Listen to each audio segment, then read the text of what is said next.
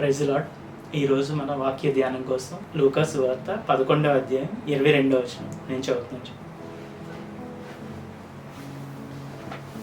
బలవంతుడు ఆయుధములు ధరించుకొని తన ఆవరణమును కాచుకున్నప్పుడు అతని సొత్తు భద్రముగా నుండును. అయితే అతని కంటే బలవంతుడైన ఒకడు అతని పైబడి జయించినప్పుడు అతడు నమ్ముకున్న ఆయుధాలు నన్నిటినీ లాగుకొని అతని ఆస్తిని పంచిపెట్టడు.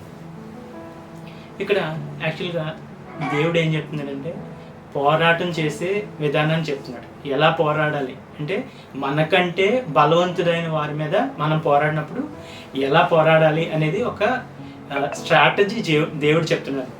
బయట పోరాటాల్లో కానీ, లేదంటే బయట యుద్ధాల్లో కానీ, బయట ఈవెన్ గేమ్స్లో కానీ ఎప్పుడైతే మనం మన శత్రువుని కానీ మన కాంపిటీటర్ మీద మనం వారి స్ట్రెంగ్త్స్ వీక్నెస్ని అనలైజ్ చేసి మనం తెలుసుకున్నప్పుడు మనం ఎప్పుడు కూడా మన గేమ్ కానీ మన వార్ కానీ హాఫ్ విన్ అయినట్టే అనమాట.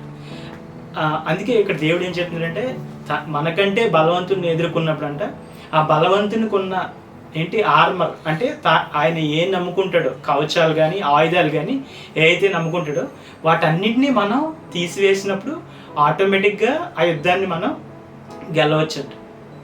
అందుకే పౌలు గారు అంటారు పత్రికల్లో, మేము అపవాది తంత్రములను మేము ఎరగని వారం కాదు.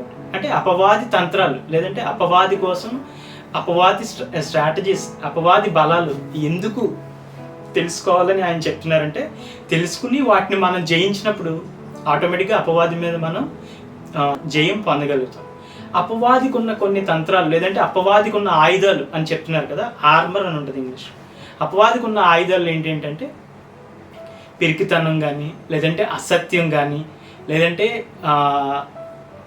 ఏంటంటారు మోసం, లేదంటే అబద్ధాలు. ఇవన్నీ ఏంటంటే అపవాదికి ఉన్న ఆయుధాలు అనమాట. అవన్నీ పెట్టుకుని మన దగ్గరికి వస్తాడు. ఎప్పుడైతే మనం వాటిని తీసివేస్తామో, అంటే వాటిని మనం ఫాలో అవ్వకుండా, వాటిని మనం వెంబడించకుండా, వాటిని మనం నమ్మకుండా స్థిరంగా ఉంటామో మనం జయము పొందగలుగుతాం అపవాది. ఒకసారి 2వ తిమోతి 1:7 చదువు. 2వ తిమోతికి రాసిన పత్రిక 1వ అధ్యాయం 7వ వచనం. దేవుడు మనకు శక్తియు ప్రేమయు ఇంద్రియ నిగ్రహము గల ఆత్మనే ఇచ్చాను కానీ పిరికితనము గల ఆత్మను ఇయ్యలేదు. దేవుడు ఏంటంట మనకి మొదట పిరికితనాన్ని ఇవ్వలేదంట. దేవుడు అసలు ఇవ్వలేదంట.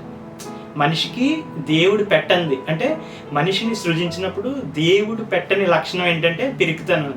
అంటే మనకి ధైర్యంగా ఉండాలి, శక్తిగా ఉండాలి నా పిల్లలు అని ఆయన సృజించాడు తప్ప పిరికితనాన్ని ఆయన సృజించలేదంట.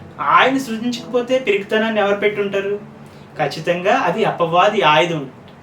అలాగే మోసం, లేదంటే అబద్ధాలు, ఇవన్నీ కూడా దేవుడు చేయనివి అన్నమాట.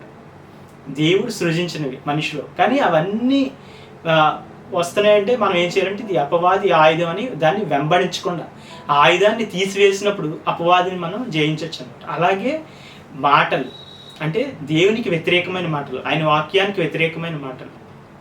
యాక్చువల్గా అపవాది ఎవరంటే త్రోసివేయబడిన దేవదూత. ఆ త్రోసి వేయబడిన దేవదూతకి కూడా దేవదూతల లక్షణాలు ఉంటాయి. దేవదూతలు ఏం చేస్తాయంట, దేవదూతలు ఎక్కువగా మాటలు వినడం వల్ల బలం పొందుకుంటాయంట. బైబిల్లో ఉంటుంది. ఎక్కువగా దేవుని మాట వినడం వలన, మాటలు వినడం వలన బలం పొందుతాయంట. ఇప్పుడు అపవాది దేవదూతలు ఏమో ఎక్కువ అబద్ధాలు, లేదంటే మోసపు మాటలు వినడం వలన వాటికి బలం ఎక్కువగా వస్తుంది. వాటిని మనం నమ్మమంటే మనకంటే ఎక్కువగా అవి లోపల ఎక్కువగా బలంగా అయ్యి మనల్ని ఎక్కువగా ప్రేరేపించగలుగుతాయి. అలాగే దేవుని దూతలేమో ఆయన మాట విని బలవంతులు అవుతారు. సో మనం ఇక్కడ అపవాది కన్నా మనం బలంగా అవ్వాలంటే ఏం చేయాలంటే ఆయన మాటని స్థిరంగా, ఆయన మాటని మాత్రమే విన్నప్పుడు అపవాదుల కంటే మనం ఏం చేస్తామంటే బలంగా తయారవుదాం. ఒకసారి కీర్తనలు 103:20. యెహోవా దూతలారా ఆయన ఆజ్ఞకు లోబడి ఆయన వాక్యము నెరవేర్చు బలశూరులారా. వాళ్ళు ఎవరంట? దూతలు బలశూరులు అంట. మనం దూతలు ఎంత బలశూరులు అంటే ఒక్క దూత 1,45,000 మందిని ఒక్క దూత మాత్రం చంపేయగలుగుతుంది. అంత బలవంతులు అనమాట వాళ్ళు. ఎందుకు అంత బలశూరులు అయ్యారంటే వాళ్ళు మాటను నెరవేరుస్తారంట. ఏం చేస్తారంట? యెహోవా మాటని నెరవేరుస్తారంట.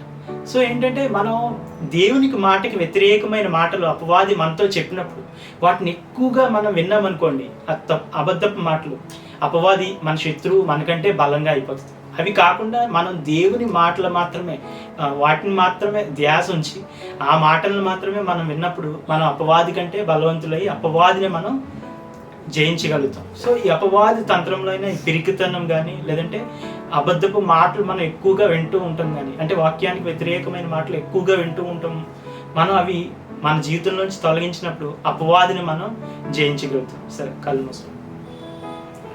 పరలోకమందున్న మా పరిశుద్ధాత్మకు ఇంతవరకు నడిపించినందుకు అయ్యా తండ్రి, అలాగే తండ్రి అపవాది ఆయుధాన్ని మాలో ఎంత మాత్రమో తండ్రి మేము ఉంచుకోకుండా తండ్రి, వాటితో ఎక్కువ సమయం తండ్రి స్పెండ్ చేయకుండా వాటిని అవాయిడ్ చేసి తండ్రి, అయ్యా మాకంటే బలవంతుడైన అపవాది మేము జయించడానికి మాకు మీరు ఇచ్చిన కృపను బట్టి వందనాలు చెల్లించుకుంటాం.